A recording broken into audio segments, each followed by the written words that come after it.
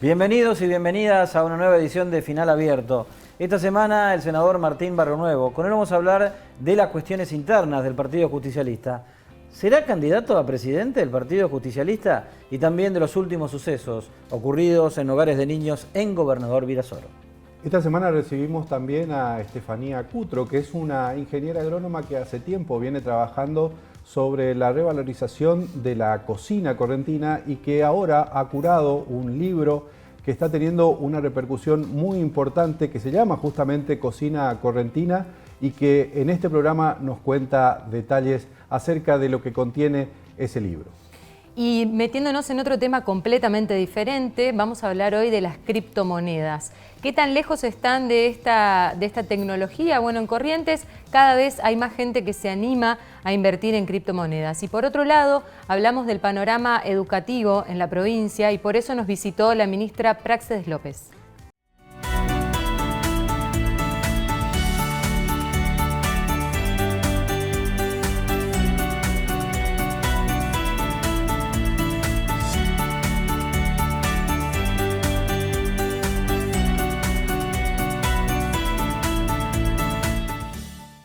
Este año fue el de regreso a las aulas con muchos desafíos, volvimos a la presencialidad plena, hoy por hoy se discute si es pertinente o no dejar de usar los barbijos y en el medio de eso la discusión más profunda es cómo sostener y mejorar las trayectorias escolares después de 2 años de una educación bimodal, en algunos casos discontinua. De estas cosas vamos a hablar con la ministra de Educación, Praxedes López, que nos visita hoy. ¿Cómo está, ministra? Gracias por venir. Bueno, buenas noches, muchas gracias por la invitación. La verdad que es un gusto compartir con ustedes, creo que uno de los primeros programas. Así es. Sí, así que... Ministra, ¿qué tan cerca o lejos estamos de dejar de usar barbijos en las escuelas?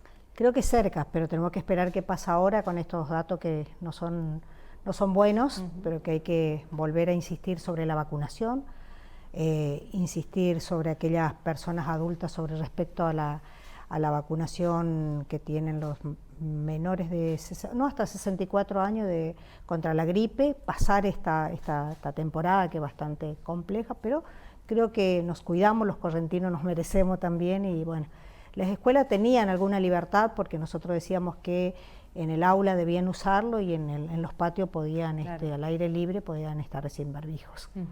Tenemos, ministra, ahora en este momento se está vacunando ya la segunda dosis de refuerzo para personas de 12 años en adelante. ¿Tienen cobertura de la comunidad educativa? ¿Cómo están con las vacunas los alumnos y el personal docente? ¿Qué porcentaje está vacunado? Sí, nosotros habíamos insistido en ese tema de llevarnos nuestra plataforma de gestión escolar. La verdad que no miré los últimos datos, estuvimos trabajando, ustedes saben que estamos trabajando mucho en ese sentido, trabajando con datos, que es lo importante, y no miré la verdad que arrojaba, pero sí, se hizo el módulo de vacunación porque queremos conocer eso. Y seguramente que no miré porque empezaron a bajar los casos y uno un poco se desacelera o deja de mirar esos indicadores que nos preocupan. De las escuelas tampoco es que surgieron mayores problemas en los peores momentos, digamos, ¿no? Estaba como bastante cuidado el asunto del COVID en las escuelas. Por lo menos hubo casos, pero no lo que por ahí se esperaba, no dispararon. Claro. Sí, eso es lo que dijimos nosotros de un primer momento cuando volvimos a la presencialidad. La escuela, el lugar más cuidado era la escuela, donde había protocolos, donde se cumplían los protocolos y la verdad que sí, y ahora sin dudas pensamos que iba a ser un año difícil en ese sentido y tuvimos otras complejidades, pero no es. Ministra, ¿cómo están con el tema de la hora más de clases? Bueno, estamos trabajando fuertemente, empezamos con libros para aprender, porque nosotros creemos que esa hora de clase tiene que venir a quedarse como una estrategia para mejorar matemática y lengua. ¿O sea, va a ser de manera definitiva ya? A ver, nosotros lo que no sabemos, nosotros tenemos el compromiso de nación del 80%. Lo que no sabemos es si ese compromiso va a ser por este año. 80% de los recursos para financiar la hora. Claro, para financiar la hora. Yo estoy yendo ahora a Consejo Federal y seguramente se harán los primeros análisis. Tenemos una media jornada de asamblea al respecto y tenemos que conversar esa temática. Sí, pero nosotros de igual manera estamos trabajando porque nosotros queremos iniciar la estrategia docente, precisamente para mejorar matemática y lengua, con nuestras 44 escuelas que tenemos de jornada extendida y 18 escuelas normales. Por ello empezamos con una capacitación en documentos, en resolución de matemática, que tenemos una docente que está, resolución de problemas, perdón, en matemática, y que queremos medir, obviamente, eso cómo va a impactar, pero que lo vamos a hacer en estas escuelas que sí ya tenemos asumido que tiene costo cero. ¿Y manejan tiempo para eso? Porque se hablaba del segundo cuatrimestre y demás. Sí, ¿Tienen sí. un tiempo específico para avanzar en esa cuestión? Sí, nosotros como empezar con esas escuelas por lo menos después de vacaciones, como habíamos dicho, que va a pasar el invierno, va a pasar, así que tenemos costo cero. El resto de las escuelas seguramente va a ser de ese plan que tenemos que presentar a Nación, de ese trabajo que tenemos que realizar con los docentes, porque, como dije desde un primer momento, incorporar una hora, si realmente no va a tener un resultado efectivo a nuestros alumnos, no tiene ningún sentido. Ahí hay una cuestión clave, ministra, que tiene que ver con la evaluación, pues no es hacer por hacer, sino cuál es el resultado, cuál es el impacto positivo que tiene en el objetivo que se busca, que es mejorar la trayectoria en esas dos materias en las que los alumnos correntinos vienen dando mal, digamos, para decirlo claramente. ¿Cómo lo van a medir? Nosotros pensamos tomar, de acuerdo a la estrategia que tenemos, vamos a tomar la primera evaluación al inicio de empezar esta incorporación de hora, o de trabajo por lo menos pedagógico en las aulas, y a sobre cerrado, como digo yo, para mirar al final de, seguramente sería fin de año, para mirar qué impacto tuvo en nuestras escuelas. Más allá que vamos a tener otras acciones, qué sé yo, aprender con libros, digamos, vamos a ir incorporando el libro como una herramienta fuerte, y por supuesto la resolución de problemas, fomentando la resolución en las escuelas, promoviendo certámenes en matemática, y si tenemos que avanzar también ahí. Ahora, se centralizó mucho la discusión en esta hora extra, ¿no?, que en definitiva suma como 37, 38 días en el calendario escolar, hora por hora, pero en definitiva, por lo menos este año, eso va a representar una experiencia en 44 escuelas, que es una muestra muy pequeña. ¿Cómo se hace para volver a fortificar esas trayectorias de las otras escuelas que están en la provincia? ¿Cuál es el plan para recuperar un poco lo que ha pasado en la pandemia? Bueno, nosotros estamos trabajando con las escuelas, con ateneos, estamos trabajando con los directivos, queriendo ver qué es lo que nos pasa, porque realmente ahí están actores institucionales. Nosotros tenemos programas, tantos provinciales como nacionales, que están en las escuelas, y que están reforzando también afuera de las escuelas. Tenemos comedores escolares, comedores comunitarios, perdón, y están trabajando y trabajan adentro de la escuela, porque nosotros tenemos escuelas que tienen profesores por cargo, tienen horas extra, tienen horas adicionales que no son las que están frente al aula, y que ahí empiezan a trabajar, porque hay trayectorias debilitadas, hay trayectorias realmente que preocupa y mucho, y seguramente este año. Pero sí hay un dato que me gustaría transmitir porque es muy importante, que es el de la terminalidad, y que hemos trabajado tanto. Yo decía, yo quiero mover terminalidad. Y decíamos que la mitad de los alumnos no terminan la escuela secundaria. Hoy me pasaron el dato recién, hace un rato estaba mirando ahí desde el ministerio, y el 25% terminó la escuela secundaria. Quedan todavía, pero pasamos el 50%. De ese 50 que no terminaba, un 25% sí, o sea, 75 pasa. Exactamente, certificó en el 2021. ¿Y en qué, y la trayectoria de eso, quiero decir, uno puede egresar, y de qué manera, digamos, la trayectoria es la esperada, se puede medir eso, hay datos como para saberlo? Sí, nosotros hicimos un trabajo con la universidad, un programa que se llamaba Nexo, claro, y que ellos nos permitieron redactar cuadernillos y por supuesto reforzar aprendizaje.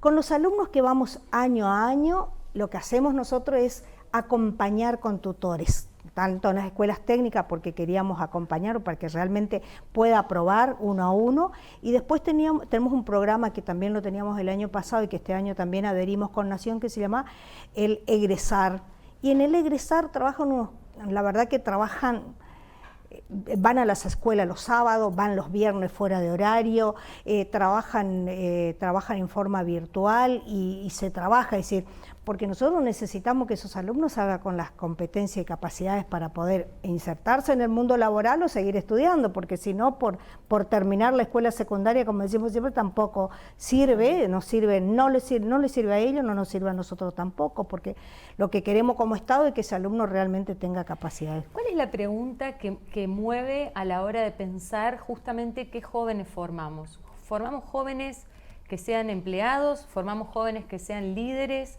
¿Qué estamos formando? ¿Qué queremos hacer con la juventud que hoy está en la escuela secundaria? Y hay dos cosas. Nosotros tenemos que formar desde la escuela secundaria el alumno que puede insertarse laboralmente si eligiera y puede seguir estudios superiores. O tenemos que formar un alumno capaz de empezar la universidad y terminar la universidad o una carrera superior. Más cerca hoy?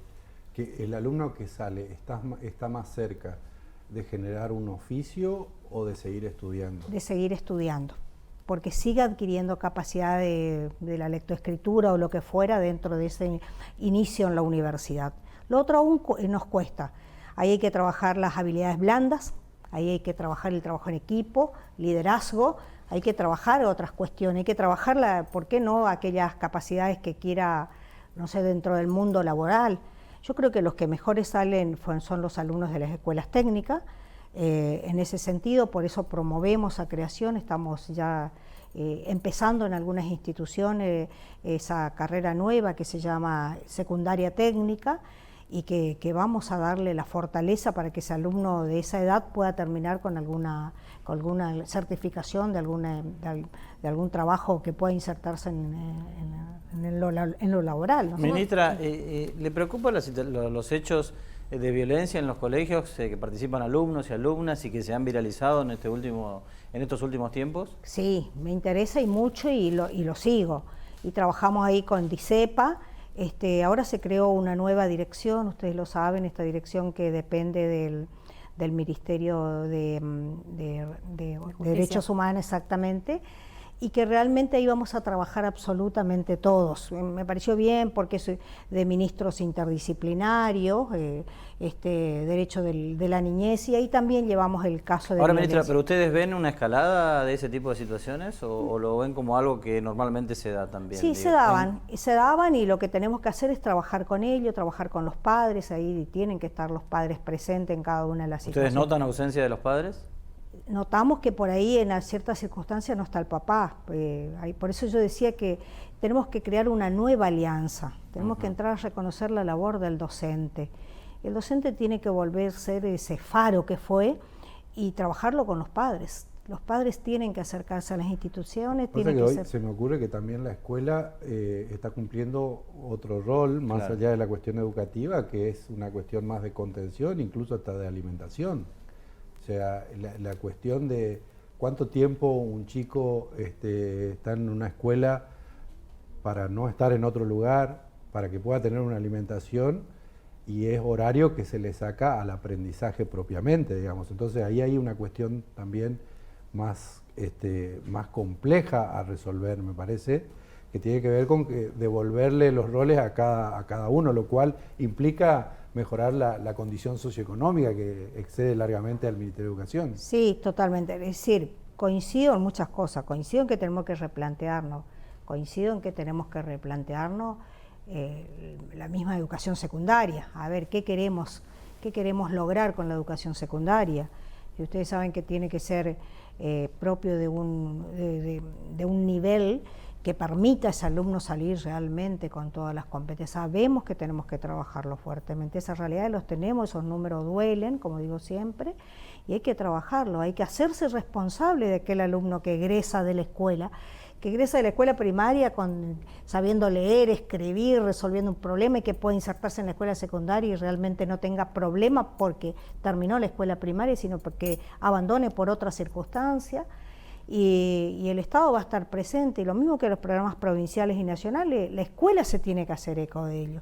La escuela tiene que tomar cada uno de ellos y ahí tiene que haber un rector muy líder, diríamos, para ver con todo su equipo docente, obviamente, para ver qué necesita cada institución. Cada institución tiene cuestiones diferentes para trabajarlo, así que eso hay que trabajarlo. Y en términos generales, ministra, la última que de mi parte, ¿qué está mejor, la escuela primaria o la escuela secundaria? O ¿Se puede hacer esa diferenciación o no? Yo diría que el que menos problemas tiene, pero probablemente porque no se ha trabajado tanto, es el nivel primario. Porque el nivel secundario es el nivel donde los números eran muy fuertes, muy marcados de no terminalidad, pero también teníamos una herencia desde el nivel primario a veces, de ese alumno que yo hoy no le llamo sobreedad, sino otra edad acorde al que empieza la primera, porque hoy ya no hay edad para estudiar, en cualquier edad se puede estudiar, si yo ya no hablo de sobreedad. Entonces esos datos por ahí era un tema que realmente venían a la escuela secundaria y lo dejaban, pero sin duda yo creo que el nivel secundario es el nivel más complejo, porque ahí está el adolescente. Entonces el adolescente tiene otras cuestiones que hay que atender desde la escuela y entonces es mucho más complejo. De la escuela primaria uno, viste, todavía recibe lo que el maestro le da y bueno, pero hay que seguir trabajándolo. Ministra, muchas gracias. No, a ustedes muchas gracias. Estuvimos hablando acerca de los desafíos que tiene este año la educación en la provincia de Corrientes.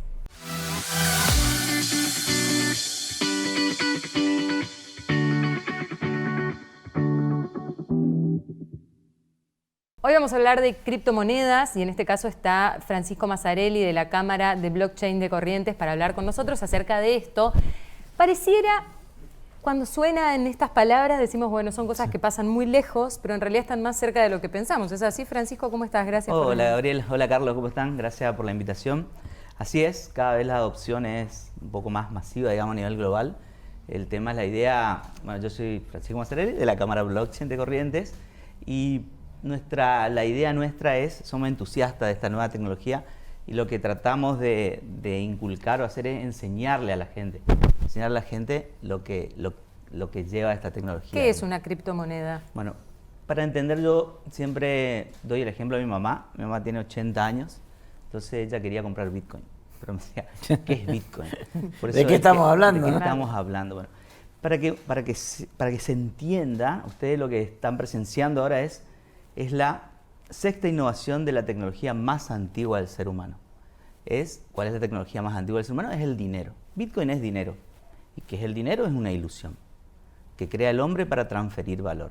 Acuérdense que empezamos, si vamos bien, una historia, vamos a empezar del trueque, metales preciosos, papel moneda, después aparece algo que le gusta a mi señora y seguramente a Gabriela, la tarjeta de crédito, dinero online y el dinero digital. Dinero digital, eso es Bitcoin. Cuando yo empecé, les cuento, empecé hace mucho, también creí que era dinero para friki, dinero para apostar. Como vos me decías hoy, esto es, hay dos claro, porque el mundo se divide, decimos, bueno, hay quienes dicen esto es una gran estafa global, la gran estafa de la era, o quienes dicen esto va a salvar al mundo, porque es realmente un sistema que distribuye de otra manera, que permite la jugada de otra manera. Bueno, te voy a contar más o menos. ¿Dónde? La verdad que todo lo que es dinero, inclusive el dinero fiduciario que vos conocés, ni te digo el peso obviamente, el dólar, vamos al dólar, en el 71 el presidente Nixon deja de seguir el patrón oro. O sea que también los dólares que se imprimen no tienen un respaldo en oro. Entonces desde ahí partimos, de ahí cambia el mundo en realidad. Y aparece lo que es Bitcoin, que también esto aparece en el 2008, cuando hubo el problema, no sé si conocen, de las hipotecas en Estados Unidos. Bueno, obviamente salió el gobierno a salvar a todos los bancos y ahí aparece un white paper que justamente hablaba de dinero pero de las personas. Esto es Bitcoin. O sea, ¿y qué es lo que mi madre, de vuelta, vamos un poquito más abajo, mi mamá decía, bueno, pero ¿qué lo hace? Sí, tan que soy genial? yo también, o sea... Bueno, sí, Carlos también, Carlos le vamos a presentar a mi mamá. Me dice, bueno, pero ¿qué es lo que le hace tan genial? ¿Qué hace Bitcoin que no hace? ¿Cuál es el secreto? O sea, ¿pero sabes cuál es la pregunta? Dale, sí. ¿Cómo hago, por ejemplo, para perderle el miedo al Bitcoin? Tenés que saber de qué se trata. Cuando uno... ¿Y cómo hago para saber rápidamente qué se trata en un tiempo donde los segundos valen? Voy a tratar de explicártelo así. Es descentralizado, o sea, no hay un gobierno y no hay ni un banco en el medio. Ahora, eso, perdón que te interrumpa, pero eso mismo que vos lo decís como una ventaja, también se presenta como una desventaja. ¿Qué me dice mi mamá y la Carlos? Confianza, que es donde se sustenta. Muy bien, perfecta la pregunta. ¿Y entonces qué hacemos? Entonces ya aparece, donde yo estoy, en la Cámara Blockchain de Corrientes. Ahí aparece lo que se llama blockchain, que es la tecnología nueva que se pone a disposición para crear este tipo de dinero. Blockchain o cadena de bloques. Entonces, lo que tendrías que entender es qué es blockchain, qué es lo que lo hace tan seguro. Mi mamá me dijo lo mismo.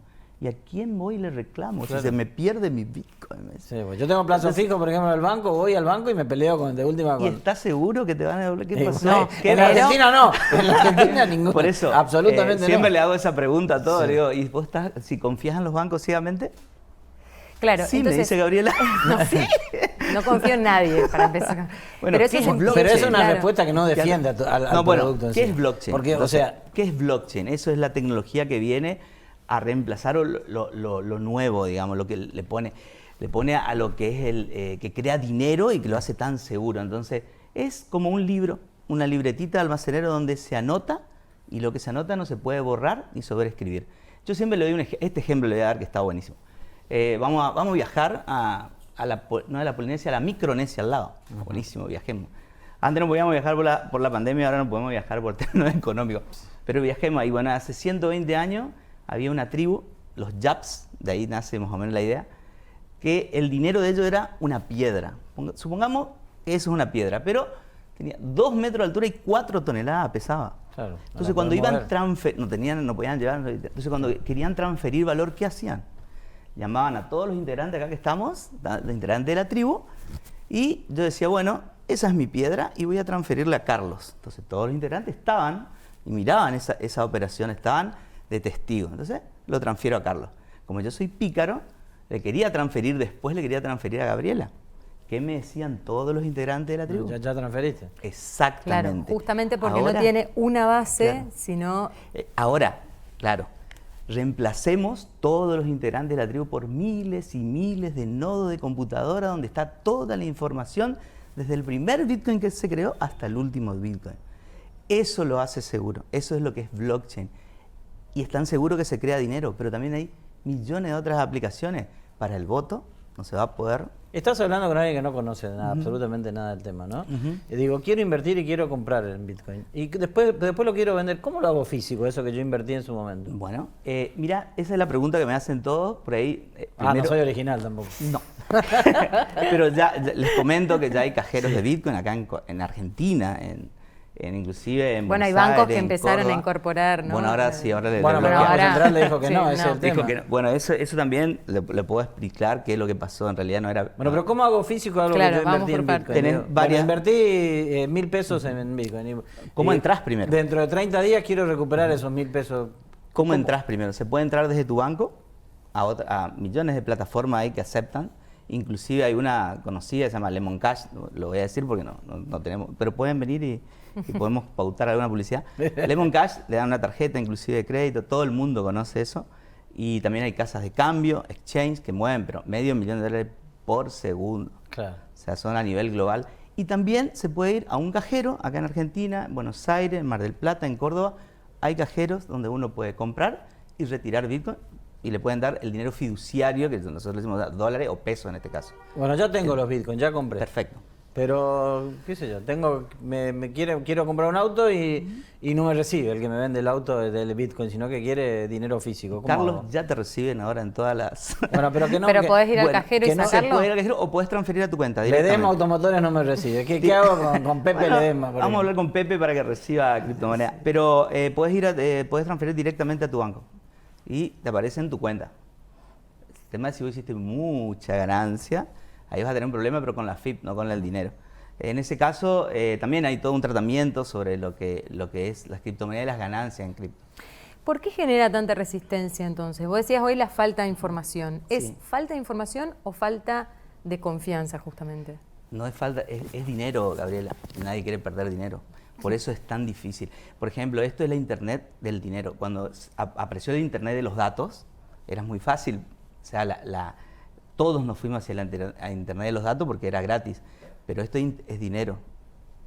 Pero sí de a poquito va entrando. Y acordate que esto es descentralizado. No hay gobiernos, no hay bancos. O sea que esto es el dinero para las personas. Es anónimo, no se puede rastrear, no te pueden tocar no pueden bloquearte, no pueden embargarte. Bueno, pero no te pueden rastrear, sin embargo, hay países que han prohibido los sembradores de bitcoins. Mineros, la minería. Los mineros, claro. La minería ya es otra cosa. Entonces, claro, pero entonces ahí hay alguna manera de rastrear. No, solamente prohíben la minería. La minería son los contadores de la red, para que entiendan su mejor. ¿La actividad está en crecimiento en Corrientes? Sí, increíble. ¿Tienen en términos porcentuales cómo ha evolucionado? Y son todos chicos de entre 17 y 20 años, donde directamente están todos saben lo que es Bitcoin y van más allá. Es tanto lo que se está moviendo que no solamente compran Bitcoin, compran otras cosas, hay otro mundo ahí. Acuérdense que vamos a pasar de un sistema monetario basado en las instituciones a un sistema monetario basado en la red. Mi hija, por ejemplo, tiene 17 años y la otra vez tenía que depositar un cheque. Entonces me preguntaba, ¿y cuánto tiempo tarda en acreditarse en mi cuenta?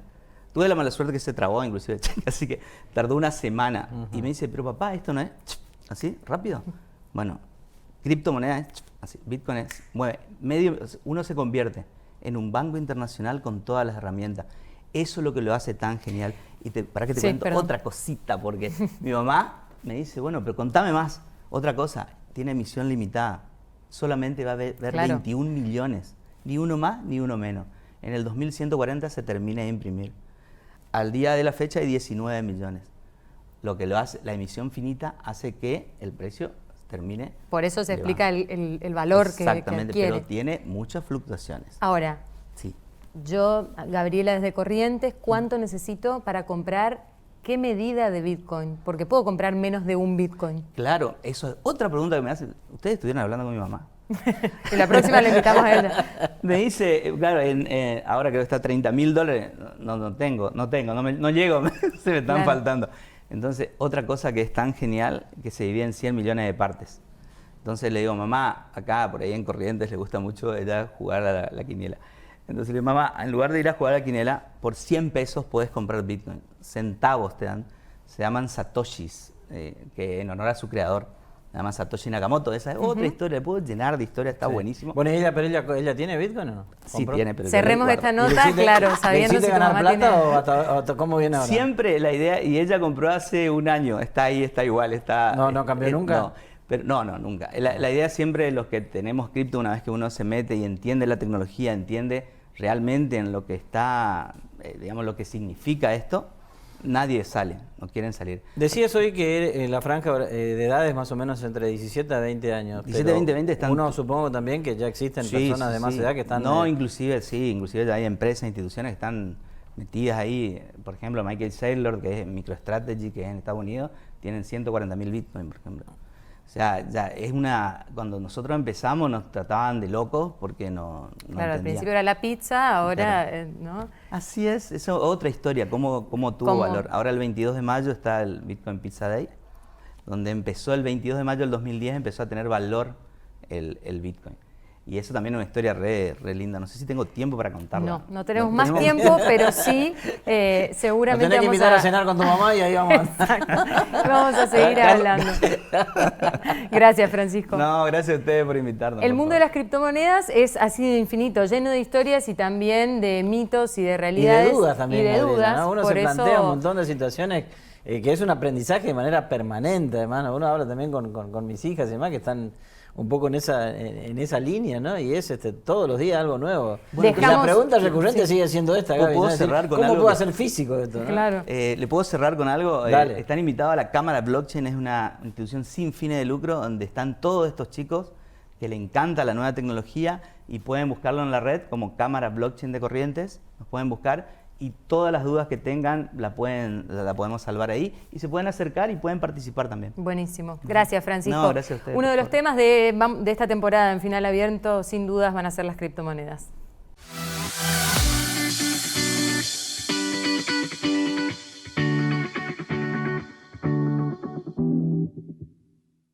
El senador Martín Barrenuevo, en Final Abierto, ¿vas a ser candidato a presidente del PJ o no? Para romper el hielo. Para romper el hielo, sí. Bueno, primero gracias por estar, la verdad que para mí es siempre un gusto poder conversar con ustedes. Bueno, estamos en una construcción colectiva, ¿no? Trabajando con compañeros, compañeras en toda la provincia, para empezar que justamente más allá del nombre, que haya una conducción dentro del PJ de Corrientes. Me parece que es central. Necesitamos, sin duda, el peronismo verticalista, ¿no? Y necesitamos que esa conducción esté convalidada por los peronistas, por los afiliados peronistas. Eso requiere un proceso de normalización. Requiere un proceso interno donde vayamos a las urnas, en donde todos los que tenemos ganas de aportar a la construcción del partido podamos participar, no importa en qué lugar. Yo soy una persona de construcción colectiva, como te decía antes.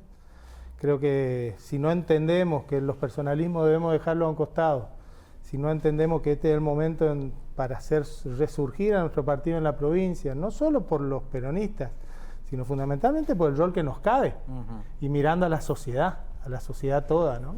Pero, o sea, la respuesta es que no descartás esa posibilidad. No descarto, pero no construyo en torno a eso.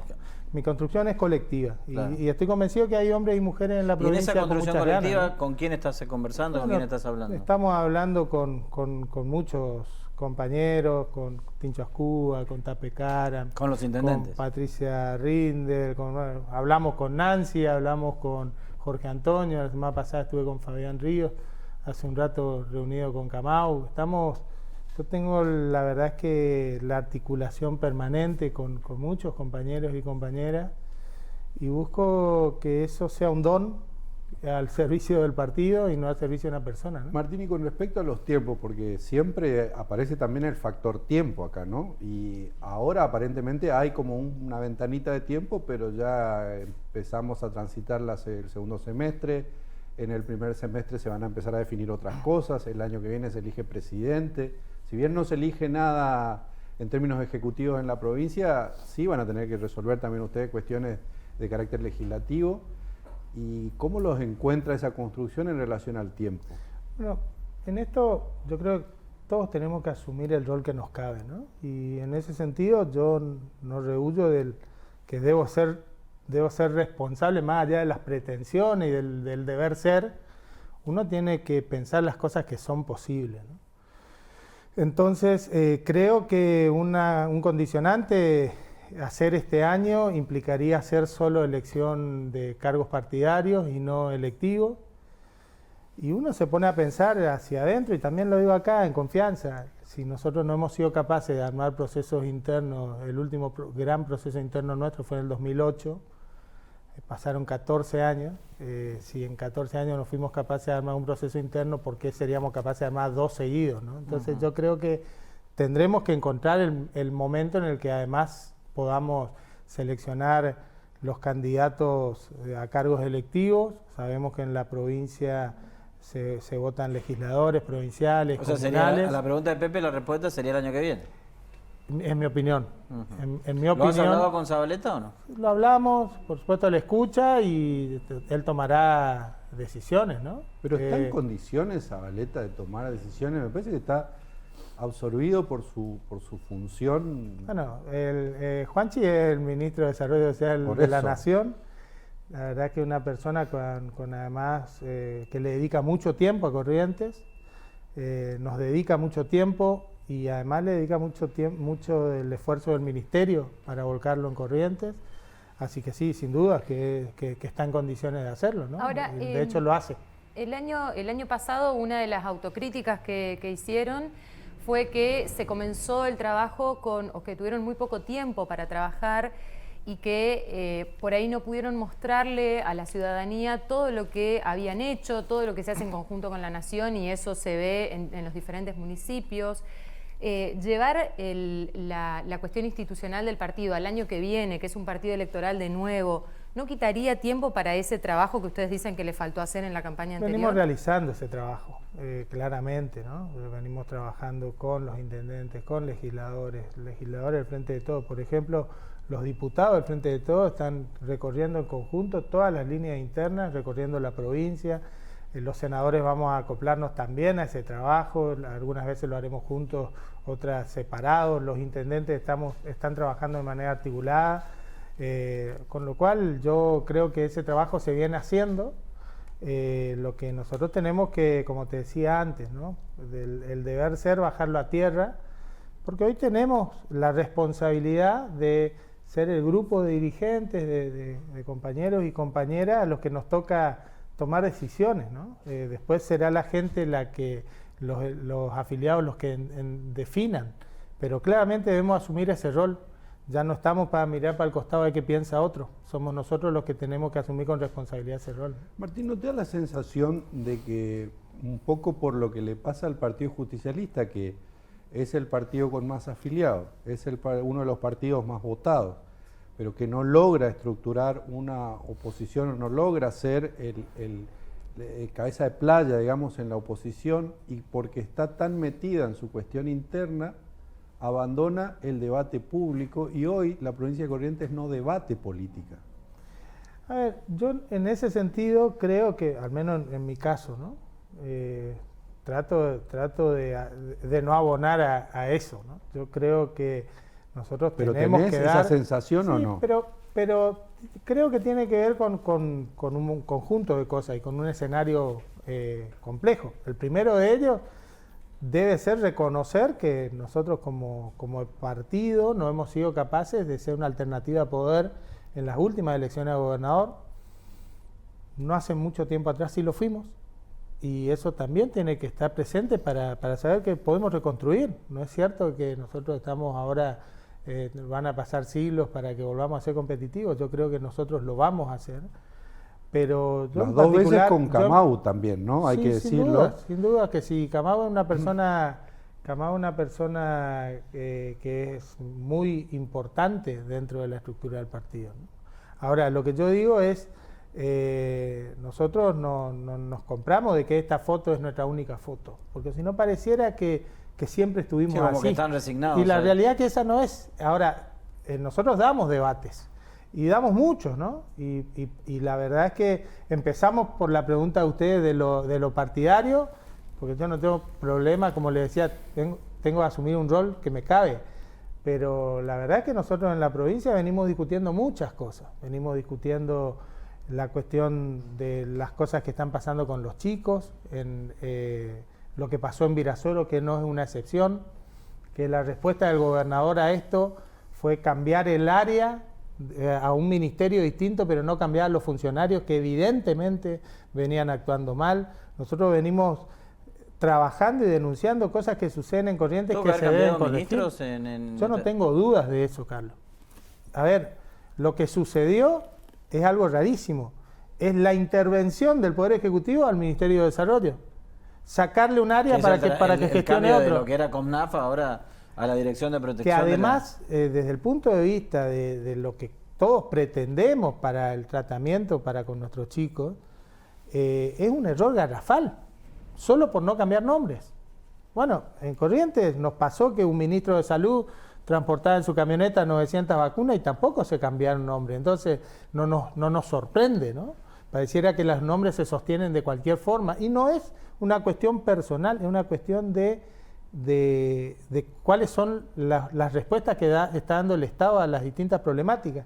Entonces, llevar toda la parte de niñez al Ministerio de Justicia, en realidad es un error conceptual grosero, porque a lo último que debemos llegar es a la institucionalización de nuestros chicos. ¿Ahora hubo protección del ministro o no? ¿O hacia el ministro en realidad? No solo hacia el ministro, sino hacia todos sus funcionarios. Todos los funcionarios cambiaron de área, pero están todos allí, ¿eh? Todos. Los que no vieron nada. Los que no vieron nada. Cosas aberrantes. A mí me tocó estar como miembro del Comité contra las Torturas en Virasoro. Y la verdad que uno volvió indignado. Y resulta ser que todas las personas ahora dependen de otro ministro. Pero no, o por incapaces, o porque efectivamente hacían la vista gorda. La verdad es que es algo insostenible que esto esté ocurriendo en Corrientes, como otras tantas cosas, ¿no? Pero para hablar de esas cosas que uno dice, porque no es la excepción, porque nosotros el año pasado tuvimos Goya, porque el antepasado tuvimos el Domingo Sabio, porque este año están ocurriendo cosas también en Santo Tomé. Y entonces, ¿cómo puede ser que si son tan flagrantes las cosas que pasan, la gente no tenga suficientes elementos como para decir, bueno, decidimos otro rumbo y ustedes no sean la opción que naturalmente se constituyó como oposición? Bueno, yo en esto busco siempre correrme de la política, ¿no? La verdad es que en el último tema en el que pensaría en términos políticos en particular, ¿no? Cosas flagrantes pasan en Corrientes, muchas, pero en este tema en particular no es lo que nos mueve. En este tema en particular, la flagrancia a lo que debe llevar es a mejores políticas y a que se corrijan todas las cosas que se están haciendo mal. Claro, pero el problema es de origen político en todo caso. Es de origen político, no tengas dudas. Es de origen político, no tengas dudas. Acá, no cabe en duda de la responsabilidad de la exdirectora. Pero yo no soy de los que piensan en la demonización de la exdirectora. Hacia arriba y hacia abajo, hacia arriba estuvieron los que la sostuvieron. En ese hogar trabajaron 4 personas que fueron condenadas por abuso sexual. Una de esas personas, la condena es por un abuso en el hogar. Y nadie vio nada, nunca se resolvió nada. El año pasado, en el 2021, hubo una denuncia ya respecto de este tema. Enviaron un oficio al Ministerio de Desarrollo Social de la provincia, nunca respondió. Después de la muerte de Claudio, envían otro oficio al Ministerio de Desarrollo Social de la provincia preguntando, bueno, cuál era el rol, desde cuándo estaba la directora. ¿Sabes lo que sucedió?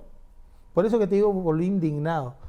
El Ministerio de Desarrollo Social de la provincia respondió respecto de la actual directora, no de la anterior, que fue la que estaba cuando, en el marco de la muerte dudosa, cada vez más dudosa, de un chico de 14 años bajo la guarda y responsabilidad del Estado.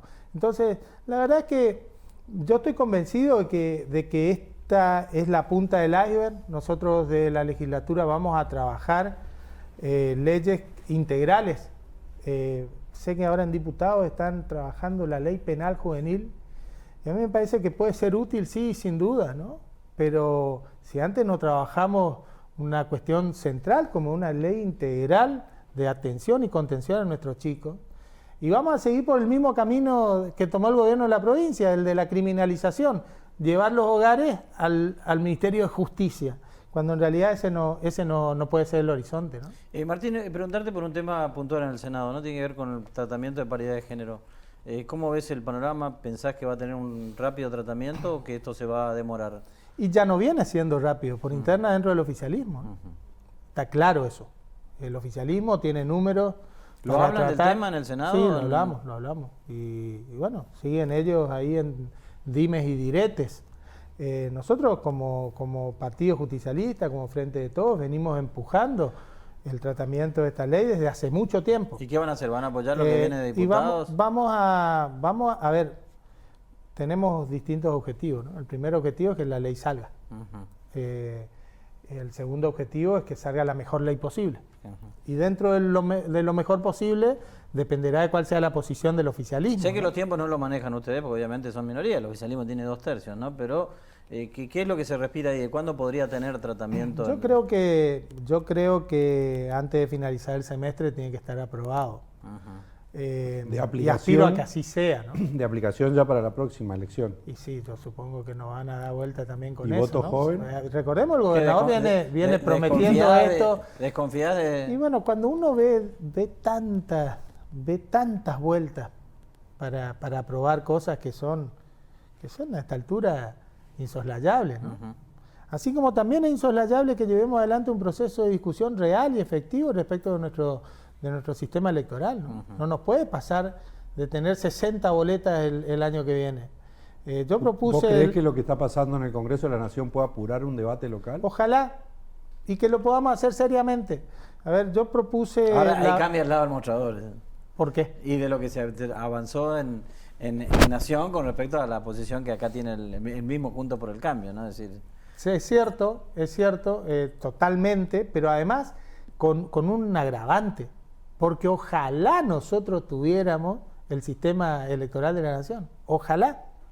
Nosotros lo vimos, nosotros tuvimos 60 boletas para 2 ofertas electorales, tuvimos 60 boletas en las elecciones provinciales, un mes después en unas PASO, en interna, hubieron 12. Pero acá el tema, Y Martín, después la fueron realidad, 3. Es decir, el y con sistema esto voy- electoral nacional y provincial es totalmente distinto. Ojalá estuviéramos, aunque sea descansando en el nacional, pero ni siquiera eso, ¿no? Ahora, Martín, pero cerrando un poco ya la nota, digo, ¿no? Esto en Corrientes ni siquiera está realmente en el debate público. Yo lo escuché mucho en privado e incluso algún senador lo escuché en público decir de que sí, evidentemente esto hay que mejorarlo, pero así les sirve.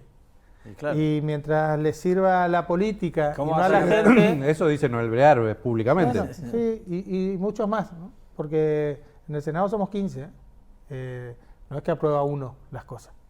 Entonces, mientras la política siga sirviéndose de las cosas que le sirven solo a la política y no a la gente, vamos a seguir teniendo estos resultados. Martín, muchísimas gracias. Por favor, un gusto. El senador Martín Barrionuevo esta semana en Final Abierto.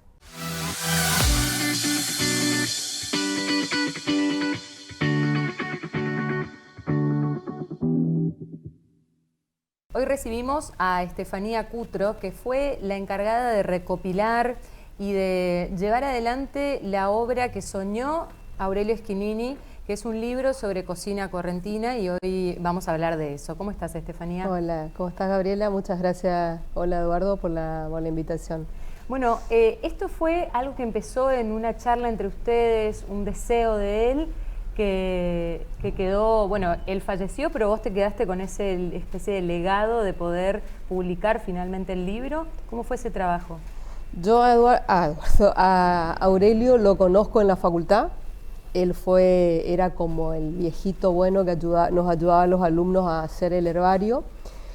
Era un hombre con una cultura vastísima, daba gusto charlar con él. En ese momento, cuando era estudiante, tal vez no tenía la preparación como para poder tener una charla mano a mano, que sí la tuve de adulta cuando me reencuentro con él.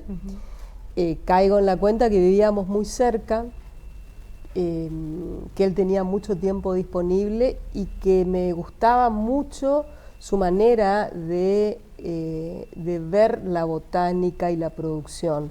Yo en ese momento trabajaba en la valorización de algunos alimentos, el cordero mesopotámico, empezaba a hacer algo con el arroz, y Aurelio me llevó un poco más allá a la simbología del alimento como una parte ritual de cuál era el lugar que ocupaba el alimento, y dentro de esas grandes comilonas, esas fiestas patronales. Y él me hablaba de que él ya tenía un libro. Yo ya tengo un libro, y él hablaba que tenía un libro del Chipá. Pero el libro no aparecía, nosotros conversábamos, tomábamos mucho tereré, vivíamos cerca, así que íbamos. Y bueno, un día imprimió un montón de recetas y bueno, se empezó a enfermar. Los amigos, él no tenía familia de sangre en Corrientes, él vino de muy joven, vino en el año 74 a estudiar agronomía, traído por el ingeniero Carapovica y por la doctora Cristóbal, en el armado de lo que después fue de Paraguay. De Paraguay, él vino de Asunción, él era asunceño, en lo que después fue el Instituto Botánico del Nordeste. Claro. Y sus amigos era su familia, claro. Parte de los amigos del Museo de Bellas Artes, otra parte sus ex colegas, otra parte gente media que no sabíamos de dónde lo conoce Aurelio, y aparecía ahí. Entonces, bueno, nos fuimos turnando para llevarlo al médico, para cuidarlo, y él siempre buscaba un proyecto para aferrarse a la vida. Yo creo que él sabía que se estaba muriendo, y Fernanda Tocalino, al poquito tiempo que él falleció, se hizo una muestra que la venía pensando con él, que era de los altares. Él entendía mucho eso del armado de los altares, y Fernanda decía eso, ¿no? Que en esa última etapa cada uno de esos proyectos era como que lo aferraba a la vida, y bueno, yo era cómplice de ese proyecto, y como que me condicionó, porque muchos de los amigos no sabían de cuál era el estado del libro. Decía, con Estefanía yo estoy haciendo el libro. bueno, había que encontrarle la vuelta. Una vez que falleció, hubo que desarmar su departamento. Él alquilaba, así que a lo largo de su vida fue coleccionando montones de cosas, obras de arte. Tenía una colección de santos muy importante, tenía una colección de San la Muerte también bastante interesante, que hoy está en el Museo Antropológico, y todo fue donado a la ciudad. Bueno, ahora pareciera que la colección de santos va al Museo de Arte Sacro de San Miguel, lo cual me alegra pero mucho. él delegó ese trabajo, sí, y con un cargo que era que te encargues de ese libro, que finalmente te encargaste de ese libro, sí. Se editó y se publicó ahora. Claro, el tema era que fue creciendo, no era... Él entendía que eran las recetas, pero también él tenía muchas anotaciones y nosotros teníamos muchas charlas. Una parte estaba escrita y otra parte me la contó, que esas charlas las fuimos recreando con María de Micheli, que fue la editora del libro, y fue la que encontró la vuelta, el hilo conductor. Había sido bastante complicado hacer un libro, yo no entendía muy bien. Bueno, pero finalmente esto yo te dije, el valor que tiene el libro finalmente es que no es solo un libro de recetas, si bien se vende como un libro de recetas, tiene más de 60 recetas con materia prima que usamos nosotros, de la mandioca, el maíz, sí. Está ahí el chipá, el locro, la sopa paraguaya, el maipú, etcétera. Pero también tiene todo lo otro, digamos, fundamento del alimento, fundamento esto de la comida ritual, que le da el valor agregado al libro. ¿Y cómo fue coser todo eso? Y bueno, fueron muchas charlas con María.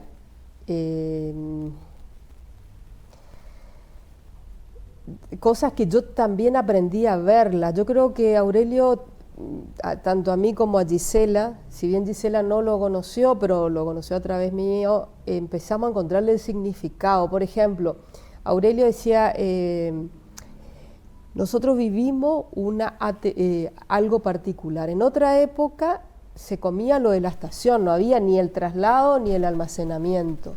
Entonces, ¿por qué vos te pusiste a pensar que en las Pascuas es tan importante el chipá? Porque es la época del almidón. Hoy conseguimos almidón en todo el año. Todo el año. ¿Por qué en la Navidad se come el chipaguazú? ¿Y por qué en la época del choclo? Él como que nos enseñó a ver, a observar y a encontrar una interpretación de algo que él ya lo había vivido y lo vio. Ha sido un coleccionista muy importante. La Flora de Liberá, un libro que cumple 20 años, él fue un partícipe muy importante, que fue mucho más allá de recolectar especies vegetales. Él se metía a conocer, a inspeccionar toda la zona de Liberá, la zona norte. Yo digo que el libro la cocina correntina de Aurelio, y tiene que ver más con la zona norte y la zona de Liberá. Y justamente vos recorres mucho toda la provincia y la zona de Liberá, y te vinculás con los productores de materia prima y de alimentos.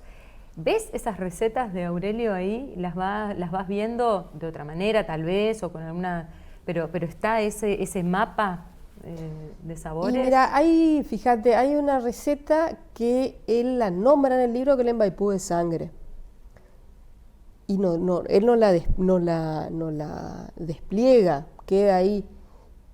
Y bueno, la encontramos y como que era algo muy usual que se comía antes de las carneadas, y nos terminó comentando eso Juan Christian Jensen de Murucuyá. ¿Ahí la encontraron? Claro, ahí la encontramos. Por eso a mí me gusta como entenderlo, Aurelio, como una especie de microscopio, ¿no? Que uno para ver, él nos abrió la cabeza, y en eso de recopilar todos esos conocimientos que estaban, y que había que organizarlos, había que recopilarlos, había que ponerlos en valor. Estefanía, a vos como ingeniera agrónoma, como gente de este lugar, ¿por qué te interesó hacer este camino desde hace un tiempo de vincular la producción con la cocina? Y porque todo termina en un plato. Todo termina en un plato. El trabajo, no sé, me imagino como el productor ganadero, que es un productor muy orgulloso de su producción. Cuando va a comer un asado, son 3 años de trabajo. Claro. Es su tierra, es su saber, es su conocimiento. Y si se termina sancochando el asado, lo terminaste malversando su trabajo. Yo creo que todo termina ahí. Cuando, no sé, uno ve cosas así media extrañas, por ejemplo, algún pescado como de los pescados valiosos que tenemos en el río y le ponen Roquefort. Yo decía, esto a un ganadero no le va a pasar. Claro. Bueno, pero también hay como una revalorización de la comida autóctona, porque me parece que también hay formas nuevas de comer y de reinterpretar eso como una experiencia. Y no es lo mismo, digamos, que pedir un plato de comida típica o comprarlo que, por ejemplo, hacer toda una tenida con los 2 o 3 pasos de toda comida típica, por ejemplo, que sea una entrada de queso, una entrada de chicharrón, ponele, un plato principal de Maipú y terminar con un dulce de mamón o dulce de aguaí o lo que sea que se produzca. Es como todo un camino también, una experiencia eso. Es un fenómeno mundial. Yo creo que después de la globalización, cuando se entendió que la comida estaba en el supermercado solamente, y después los países empezaron a buscar en la comida, entre otras cosas, ¿no?, en la comida su identificación. Lo hizo Perú, lo hizo México, anteriormente lo hizo Europa. También tiene que ver con una adecuación de esa comida. Nuestra comida tradicional es una comida muy calórica, porque también el trabajo era un trabajo físico. Bueno, ahí está el readecuar esas recetas, alivianarlas, hacerlas más actuales. La vez pasada alguien me hacía una entrevista, decía, bueno, es difícil, en Corrientes todavía no hay, en Corrientes Capital no se consigue. ¿Qué sé yo? Hay emprendimiento, hay unos chicos que tienen un emprendimiento que hacen comida tradicional, frisada. Acá tengo una usuaria. Yo creo que Corrientes no es ajena a ese fenómeno. En la Feria del Libro. O sea que hay una oportunidad, digamos, ahí, ¿no? De volver a vincular eso, de abrir una oportunidad de mercado incluso, ¿no? De emprendedores que puedan dedicarse y ver ahí el potencial. Y esa oportunidad baja o sube hacia el productor. Si nosotros no siguiéramos comiendo chipá, no siguiéramos comiendo chipá guazú, no habría más cultivo de mandioca, claro. Comeríamos papa, trigo, claro. Soja. Claro. Se va a diversificar. De hecho, la dieta antigua era mucho más diversificada, al contrario de lo que podemos pensar. Claro. A lo contrario de lo que piensa, había una variedad de legumbres que hoy el yopará, que es esa comida que se come en el Caraí Octubre, tenía una variedad de legumbres importantísima, y ahora hay que amacarse para encontrar. Bueno, entonces tendremos que amacarnos hacia el libro, y gracias por haber venido, no solo a hablar del libro de Aurelio, sino también de tu experiencia. Muchas gracias. Bueno, muchas gracias. Yo feliz de ser un canal para el legado de Aurelio. Que dicho sea de paso, el libro anduvo muy bien, se vendió todos los ejemplares que llevaste a Buenos Aires, se vendieron, se está vendiendo agotado. Mucho por Mercado Libre también. Así que quienes quieran conocer las recetas de la cocina correntina de Aurelio Eschinini, recopilado por Estefanía Cutro, tienen que apurarse a conseguir el libro, y si no, buscarla en las redes sociales también, que siempre está compartiendo los detalles de sus recorridas.